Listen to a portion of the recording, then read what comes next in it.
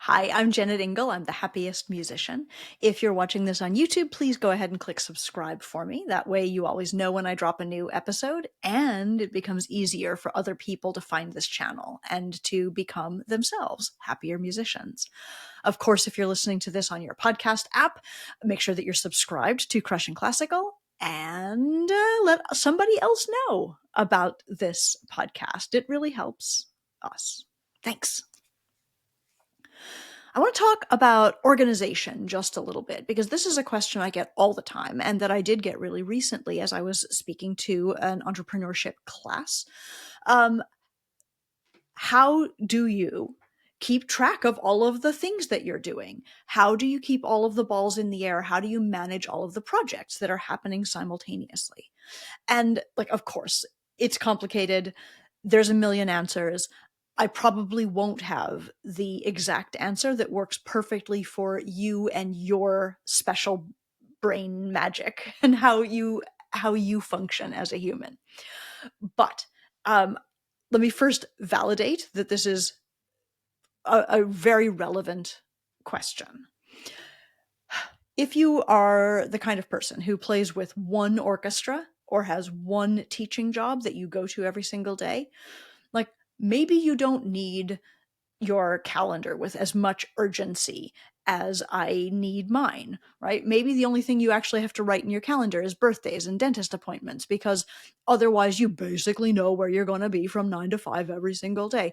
But if that is not you, and if you are a freelance musician, for example, working in any of 5 different towns and communities in a given week with a completely different set of schedules and repertoire for every single week, if you are a private teacher or a teacher through a music school and you have a different set of students show up every single day, and you need to keep track of who has paid you and who has not paid you, where they are in their own arc, what they're working on and what you're helping them with.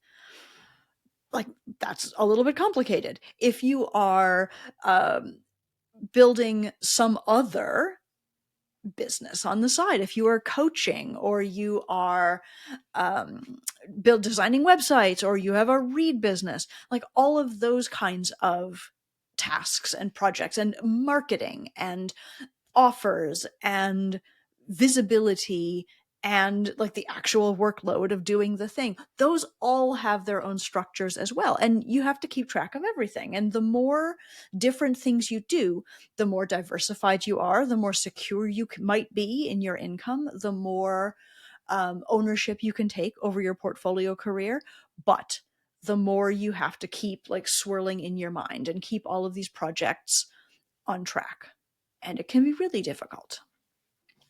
So there are lots of things that I do, and I will probably talk about many of them on future episodes. Things like time blocking throughout the day, throughout the week rather, things like Pomodoros, things like monthly, weekly, and daily to-do lists. And we can talk about those at another time. But I think maybe the key to all of it is the weekly CEO date. On Sunday, for me. Doesn't have to be Sunday for you, but on Sunday for me, which is usually an easier day, I make an hour at some point during that Sunday, and I sit down and I think about all of the things. This is my moment to not be the oboist who needs to learn the symphony before I show up for rehearsal on Wednesday. This is not me being the reed maker who has 30 more to make before the end of the day. And this is not me being the teacher or coach who is showing up on Zoom to support another person. No. Those things are all me acting as the labor in my business.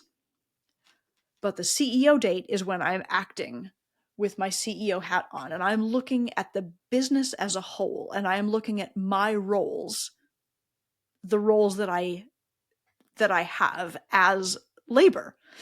The role that I have as the marketer, the role that I have as the content creator, as the podcast host.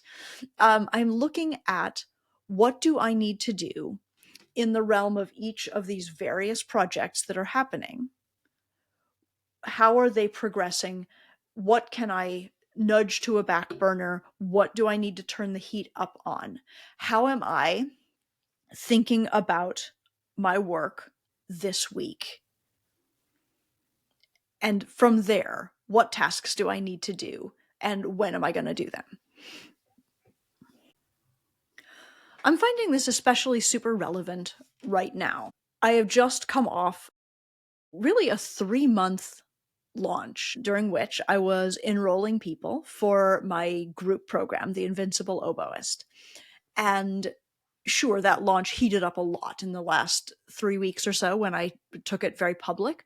But I've really been thinking about this project and bringing it along for a long time. And there's a lot of energy that goes into a launch like that, and a lot of visibility, and a lot of newsletters, and a lot of writing and showing up and being in conversations with people. And like, it's very enjoyable. I really loved all of the things I got to do.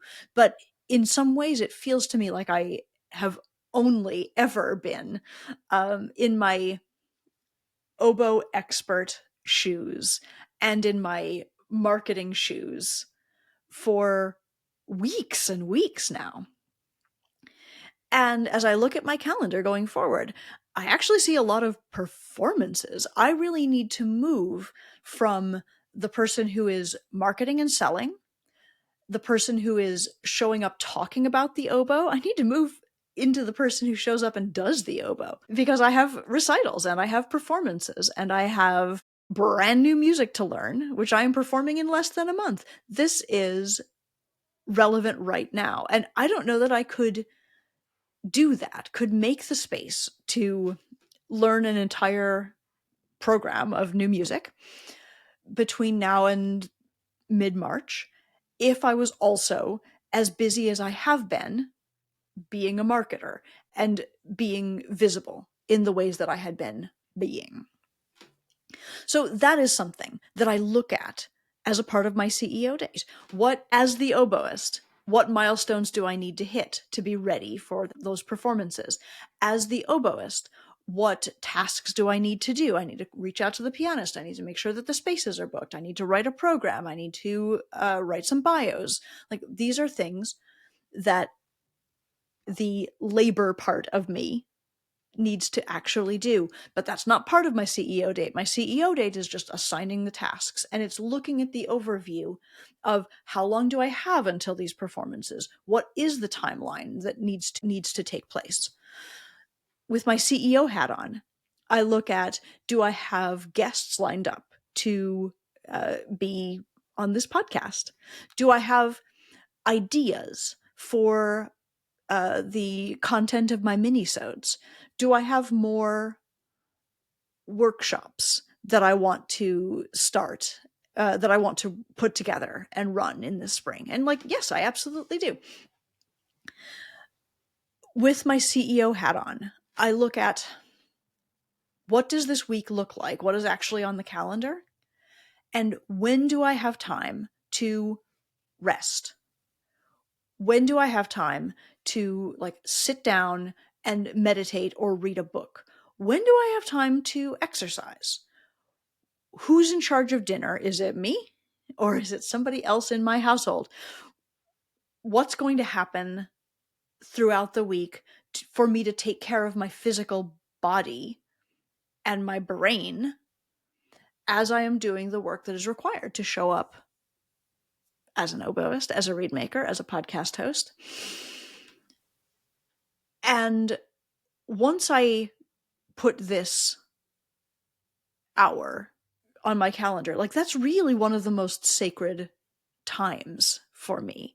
It's really important because otherwise I find myself just kind of blundering through my week, working but not productively, with my head full of busy, of things that probably need to get taken care of, but like what's important and what's not important. It is the CEO version of me that prioritizes what's going to happen over the course of the week. And this is a thing that you too can put in place. So let me challenge you in this way.